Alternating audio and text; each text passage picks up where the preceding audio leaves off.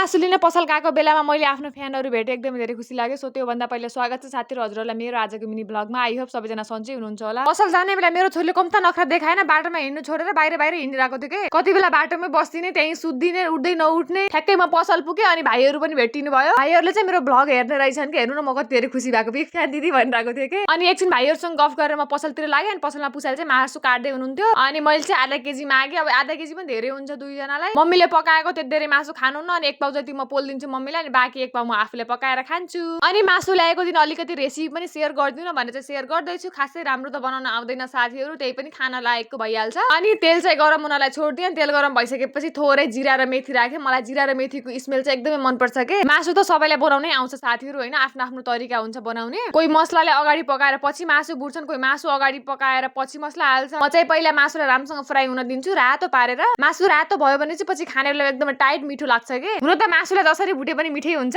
धेरै जनाको मेसेज अझै पनि देखिरहेको थिए, तपाई भिडियो बनाउँदै बोल्नुहुन्छ भिडियो बनाइसकेपछि भनेर। मैले अगाडिको भिडियोमा पनि भनेको छु र म अहिले पनि भन्छु, म चाहिँ आफू जे गरिरहेको छु, जहाँ गइरहेको छु सानो सानो भिडियोहरु लिन्छु। अनि पछि चाहिँ फ्री भएको टाइममा चाहिँ मैले भोइस रेकर्ड गर्छु। हजुरहरु पनि त्यस्तै गर्नु होला। धेरै जनाको मेसेज त आइरहेको छ साथीहरु, तर सबैको रिप्लाई दिन सकिरहेको छैन। कोही कोहीको रिप्लाई दिइरहेको छु मैले। किन भन्दाखेरि मेरो बिहान साँझतिर घरको काम भइहाल्छ साथीहरु, अनि दिउँसोतिर छोरी पनि हुन्छ, छोरीलाई पनि खेलाउनै पर्यो। छोरी सुतेको टाइममा चाहिँ एकछिन मोबाइल मैले पाउँछु, त्यति बेला चाहिँ मैले आफ्नो भिडियोलाई चाहिँ एडिट गर्नुपर्छ, भोइस ओभर गर्नुपर्छ साथीहरु। त्यही भएर चाहिँ मैले सबैको मेसेजको रिप्लाई दिन नसकुला। त्यही भएर रिप्लाई दिनु भएको छैन भनेर चाहिँ दुःख कोही पनि नमान्दिनु होला। हजुरहरुलाई सोध्न मन लागेको कुरा चाहिँ कमेन्टमा लेख्नु होला, म त्यसको भिडियो बनाएर अपलोड गर्छु। मलाई फलो नगर्नु भएको साथीहरुले मलाई फलो पनि गरिदिनु होला। एउटा मेसेज मैले यस्तो पनि देखिरहेको थिएँ, हजुरले चाहिँ हाम्रो भिडियोमा किन लाइक गर्नुहुन्न भनेर। लाइक नगर्ने भन्ने चाहिँ हैन है साथीहरु, हजुरहरुको भिडियो मेरो फरिङमा आयो भने चाहिँ मैले लाइक कमेन्ट गरिरहेको हुन्छु। अब हजुरको भिडियो म ठाउँ पुगेन होला, त्यही भएर चाहिँ मैले गरेको छैन। तबै मैले धेरै जना सिस्टरहरुको भिडियो चाहिँ आइरहेको छ मेरो फरिङमा, मैले चाहिँ उहाँहरुको भिडियोमा चाहिँ लाइक कमेन्ट पनि गरिदिरहेको हुन्छु। मैले आजभोलि धेरै रिल्सहरु पनि हेर्न पाएको छैन साथीहरु, त्यही भएर चाहिँ हजुरहरुको भिडियो चाहिँ मसँग पुगेन होला। अनि मेरो भिडियोलाई पनि माया गर्दिनु होला साथीहरु। आजको लागि यति नै, भेटौँला अर्को ब्लगमा। Bye bye.